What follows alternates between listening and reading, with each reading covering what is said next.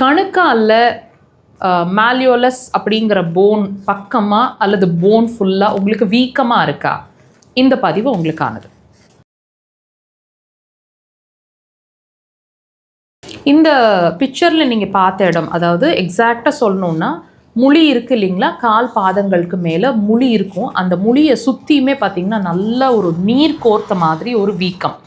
இந்த வீக்கம் வந்து ரொம்ப நாளாக இருக்குது, அல்லது இப்போ ரீசண்டாக வந்து அந்த இடங்களில் வீக்கத்தை வாட்ச் பண்ணிகிட்ருக்கேன் அப்படின்னு ஃபீல் பண்ணுறீங்கன்னா, இதுவும் ஒரு வியாதியோட சிம்டம்னு உங்களுக்கு தெரியுமா? உங்கள் பாடி உங்களுக்கு தெளிவாக உங்களுக்கு சொல்லிகிட்ருக்கு.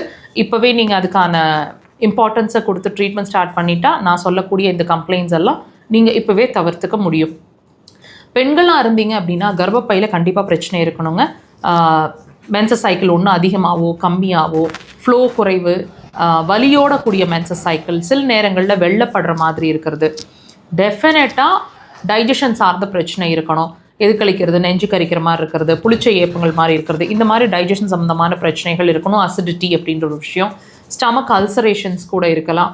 தூக்கம் கண்டிப்பாக நல்ல ஆழ்ந்த உறக்கம்னு சொல்லவே முடியாதுங்க. கண்டிப்பாக இடையிடையில தூக்கம் முழிச்சுக்கிட்டே இருப்பீங்க. தலைவலிகள் வரலாம், தலை பாரமாயிடலாம், வெயிலில் போனாலோ வேர்த்தாலோ தலைவலி வந்துடுற மாதிரி இருக்கும். தலைக்கு குளிச்சா கூட தலைவலி வந்துடுற மாதிரி இருக்கும்.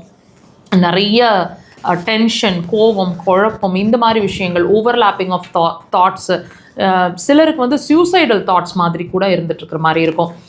இது எல்லாமே நான் சொன்ன கம்ப்ளைண்ட்ஸோடு சம்மந்தப்பட்டு இருக்குங்க.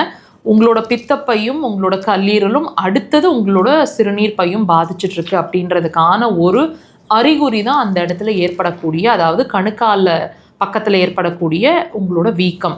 தயவு செய்து இதுக்கான இம்பார்ட்டன்ஸை கொடுங்க. இப்போ நீங்கள் ட்ரீட்மெண்ட்டை ஸ்டார்ட் பண்ணிட்டீங்கன்னா கூட உங்களோட பிரச்சனைகள் பெருசாகாமல், அதாவது உங்களோட வைட்டல், நான் சொன்னக்கூடிய இந்த 3 வைட்டல் ஆர்கன்ஸும் பாதிக்கப்படாமல் நம்ம காப்பாற்றிக்க முடியும். உங்கள் பாடி லாங்குவேஜை லிசன் பண்ண ஆரம்பிங்க. ட்ரீட்மெண்ட் அப்படிங்கிறது அக்குபஞ்சர் சிறந்த தீர்வாக இருக்கும். கண்டிப்பாக ட்ரை பண்ணுங்க.